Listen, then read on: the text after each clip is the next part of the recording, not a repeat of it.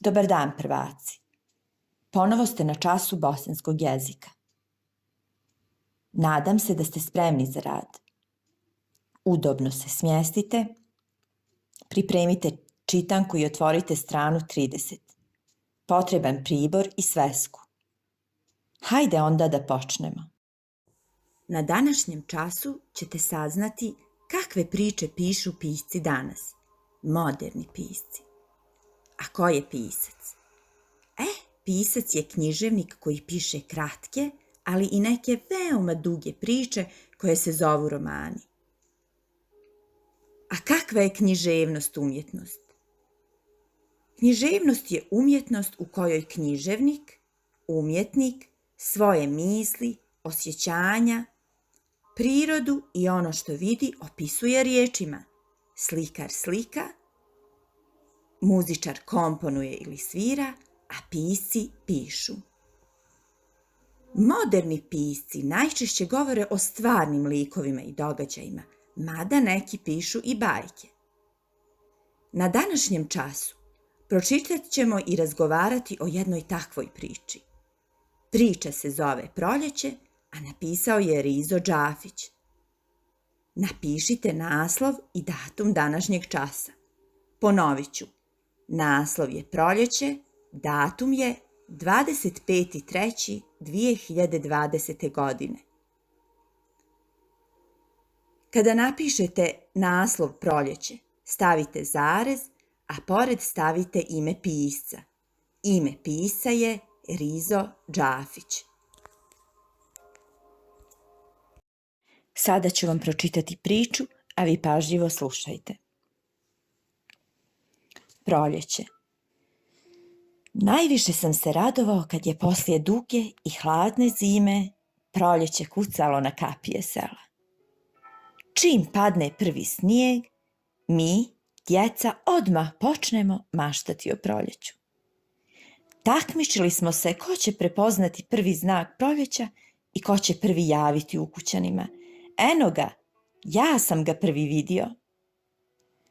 Slutio sam očev nemir koji se javljao sa prvim snijegom kad ga hladnoća prikuje među 4 zida male sobice. Radovao sam se proljeću kako bi otac mogao nešto da radi i zaradi. Poznat ću proljeću u kakvom pupoljku što kucka na mali prozor i gleda me zelenim okom. Po prvoj visi babi koja nikne na sred puta, pa se nakrivi uplašena od mojih opanaka kad pohitam u školu. Hej, bačko, nemoj slučajno da me nagaziš. Prolazili su dani, a takvih tragova nigdje nisam uočavao. Provodili smo ih u dosadi i besposlici ili je svako od nas jurio za nekim svojim poslom. Već i zaboravi smo na naše planove da dočekamo proljeće i dojavimo ostalima, a ono iznenada kucne na prozor.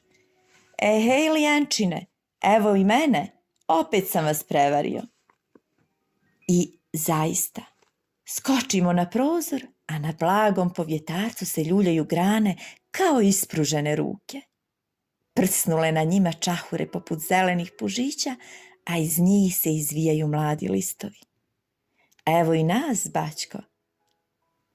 Osjetim ga u vazduhu, u cvrkutu ptica i vjetru svuda.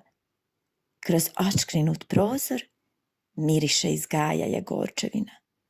Evo i mene, bačko. To su sve znakovi proljeća. U proljeće oživi šareni životinski svijet. I uvijek mi je čudno bilo kako je taj svijet tako blizu, a da niko nikome ne smeta u njegovom prostoru.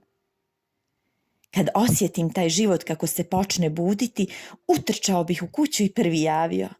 Oče, došlo je proljeće. Sada ćemo govoriti o priči koju sam vam pročitala.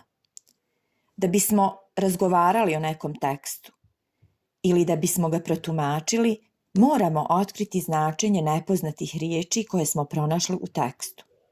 Ako niste znali, lijenčine su lijenje osobe ili oni kojima je teško da rade. Povjetarac je lagan vjetrić. Gaj je vrt, jagorčevina je vrsta cvijeća, čahure su pupoljci, pohitati je, požuriti, dojaviti je, javiti, obavijestiti. Ovo je jedna predivna priča. Priču je napisao Rizo Džafić.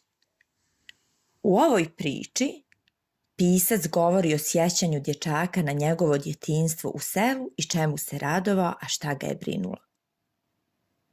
Pisac u ovoj priči opisuje svoje osjećanja, misli, prirodu i događaje.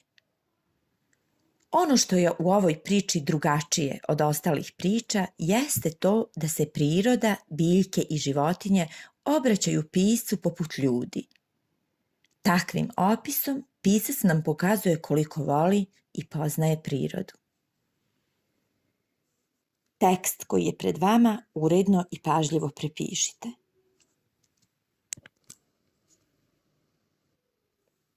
U vašoj svesci rad treba da izgleda upravo ovako. Za domaći zadatak pažljivo pročitajte priču. Odgovorite na pitanja iz čitanke sa 31. strane, pitamo, pričamo, pismeno u svesci pisanim slovima. Pitanje za zlatnu medalju. Pokušaj da svojim ukućanima objasniš šta je književnost. Ako uspješ, zlatna medalja je tvoja. Pročitali smo predivnu priču jednog modernog pisca. Naučili smo nešto novo i korisno. Do ponovnog druženja, doviđenja.